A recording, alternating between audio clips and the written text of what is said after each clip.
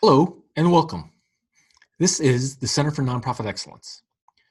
Today, we're going to talk very broadly and generally about what it takes to start a nonprofit. The series is divided into 5 separate parts and can be viewed in order or separately. If you're just starting to explore and research what it takes to start a nonprofit, it is probably best to watch each video in order. With that said, let's go ahead and get started. Part 1. Starting a nonprofit. What do we mean by a nonprofit? What is the definition of a nonprofit organization? You may not always know it, but a majority of us interact with nonprofits on a regular basis. Nonprofits include a wide range of entities such as schools, youth centers, cemeteries, museums, social service organizations like Habitat for Humanity or the Red Cross. Some hospitals are nonprofits, religious organizations, and credit unions. Now, what distinguishes nonprofits from our for-profit counterparts is that nonprofits are not privately owned, but rather are controlled by a board of directors with constraints on their activities as dictated in their articles of incorporation. Being a nonprofit doesn't mean the organization can't make a profit.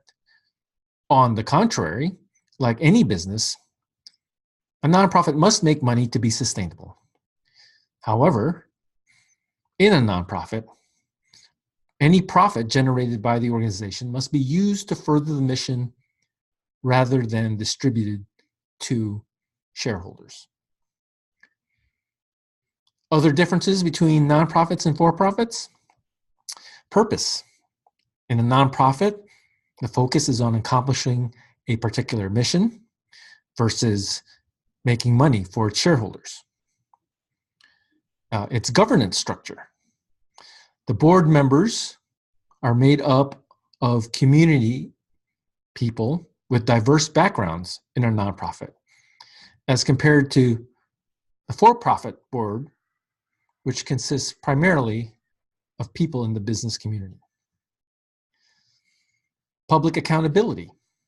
In nonprofits, public accountability is very high compared to minimally for nonprofits.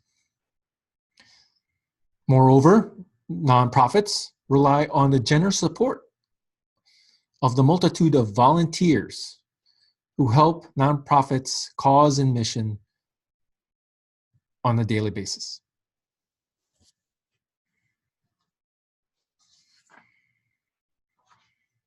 Now, what are the different kinds of nonprofits?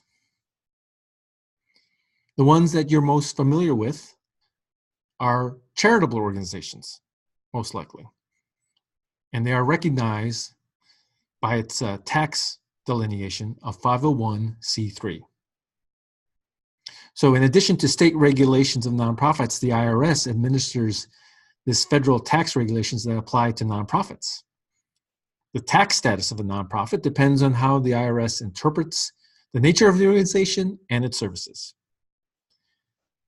Tax-exempt nonprofits, which are most nonprofits that accept grants and donations from individuals or businesses and foundations, are nonprofit corporations eligible for tax exemption under the IRS. The Internal Revenue Service gets involved because corporations are in general required to pay federal corporate income taxes on their net earnings. Before you file with the IRS to be a tax-exempt organization, you must be incorporated. And then the best known type of nonprofit is the IRS classification of a 501c3, or as is most commonly referred to as a, quote, charitable nonprofit. To classify as a 501c3, an organization must operate for one or more of these purposes: religious, educational, charitable, scientific, literary, testing for public safety, fostering national or international amateur sports competition, or preventing cruelty to children or animals. Tax-exempt nonprofits are able to accept tax-deductible contributions. Now, there are other different types of nonprofits. There are 501c4s, which are primarily given out to civic leagues and social welfare organizations. These organizations tend toward advocacy work, political actions, lobbying, environmental purposes, homeowners associations, and various community associations. It is not uncommon to find some organizations of the 501c4s that would normally be considered a 501c3 if it were not for activities such as substantial lobbying or political candidate endorsements, things that are prohibited under the charitable 501c3 nonprofit. There is also a 501c6, which are business leagues and chamber of commerces. Trade associations and professional associations are considered business leagues. These organizations typically promote higher business practices, better business methods, establish and maintain integrity within an industry. Just like with C4s, some of the 501c6s have activities that are similar to your charitable nonprofit, such as educational programs, but are specifically geared towards promoting the business interests of companies or individuals. And then finally, there's a 501c7, which are often social and recreational clubs. These are clubs organized for recreation, pleasure, social activities, and other similar nonprofit purposes. These often include college fraternities and sororities, country clubs, hobby clubs, and the like. One of the most common types of 501c7s are the recreational sports leagues. The ones geared towards kids may also qualify as a 501c3.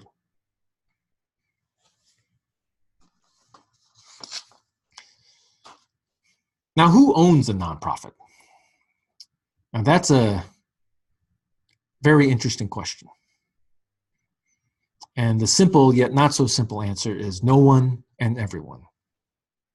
Now, for many of you, you probably are a visionary individual who wants to start a nonprofit. Yet the concept of ownership as it relates to a nonprofit can be a tricky one. You're a founder with a mission, with big ideas to help solve problems in the community that you see, and you want to retain as much control as possible of the organization into which you're investing all your time and resources. However, unlike a for-profit corporation, which grants ownership of the company's assets and profits to its shareholders, there is actually no such thing as ownership of a nonprofit. Let me repeat that. Unlike a for-profit corporation, which grants ownership of the company's assets and profits to its shareholders, there is no such thing as ownership of a nonprofit. A nonprofit is a public organization that belongs to the public at large.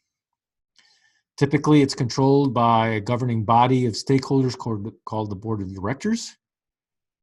And this group is accountable to the public via state and federal regulatory agencies like the IRS for ensuring the activities satisfy a charitable and other non-commercial purpose.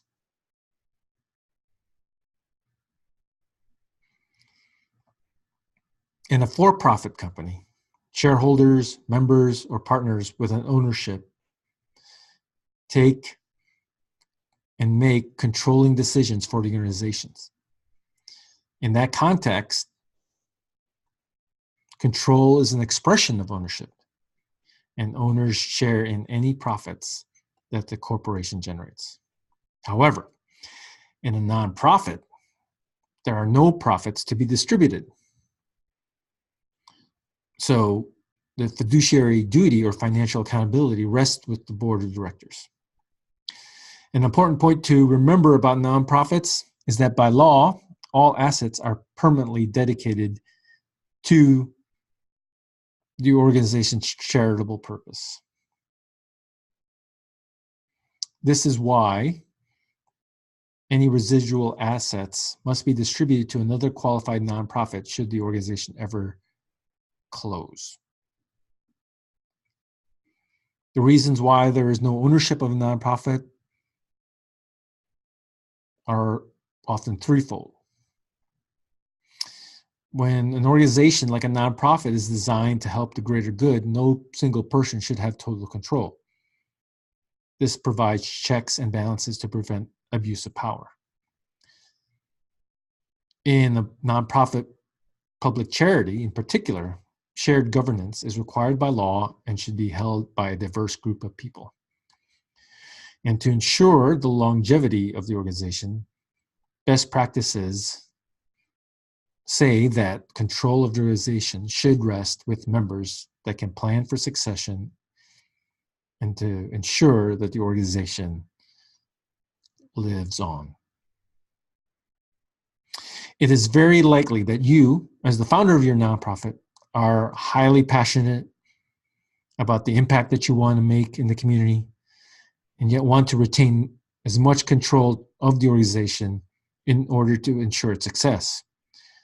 The important thing to remember, however, is that your vision for social good must extend beyond the scope of your influence as an individual, so that if anything should happen to you personally, the organization is well equipped and in a good place to continue the work in your absence. When you involve key community stakeholders,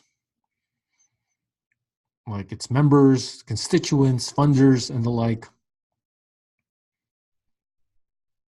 your purpose and your mission and programs will ensure that your organization's vision will continue to succeed.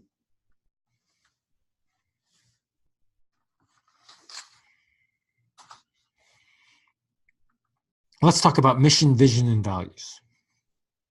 Whatever the motivating factor, the most important step towards successfully impacting your cause is clearly defining your mission, outlining both the purpose and its programs. Without a clearly defined mission and a vision for what you want to obtain, you run the risk of IRS rejecting your 501c3 tax-exempt application. But more importantly, you also run the risk of starting an organization without a sustainable and purposeful roadmap to success. Defining your nonprofit's purpose, you need to ask yourself a few questions. Who, what, where, when, how, and why? These are often the building blocks to help you define your mission, vision, and values. Questions like, why am I starting this nonprofit? What is my mission going to be? What wrong am I trying to right? What values will drive my organization's activity?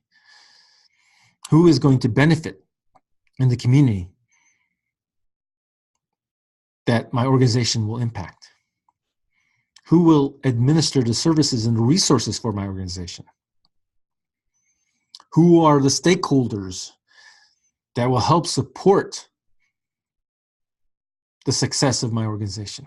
Who are my board members and its potential staff? How will I accomplish my mission? What are the programs that we will do? Or the grants that we were going to get? How will we pay for the programs and services? How will we raise funding for our programs and for our operations.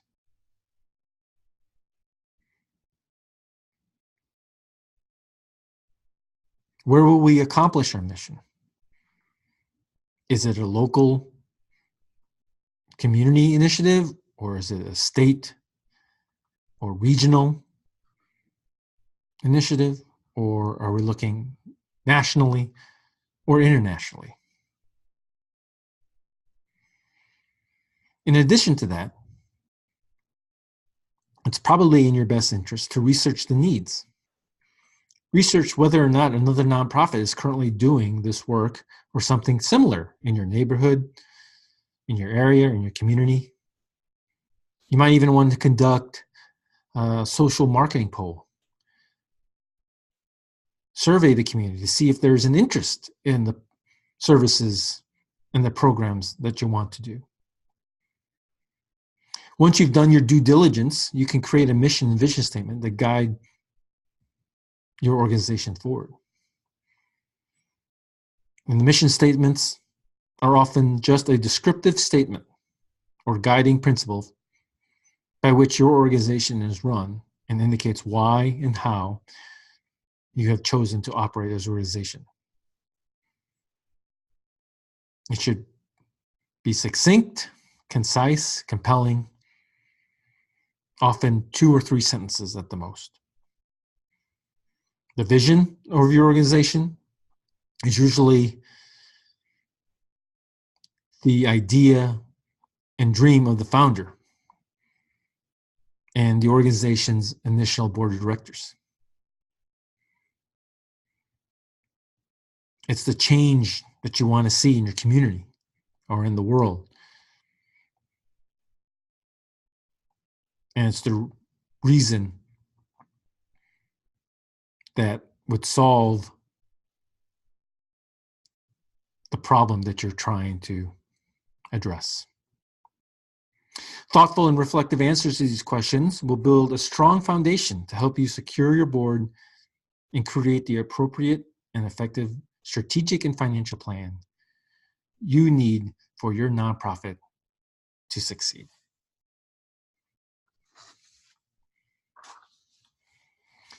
We encourage you to view the remaining videos in this series before making a decision to start a nonprofit.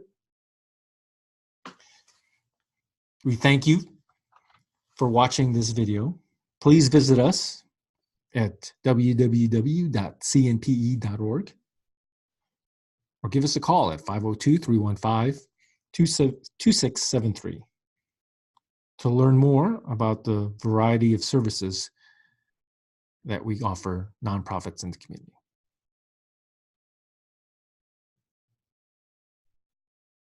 Thank you.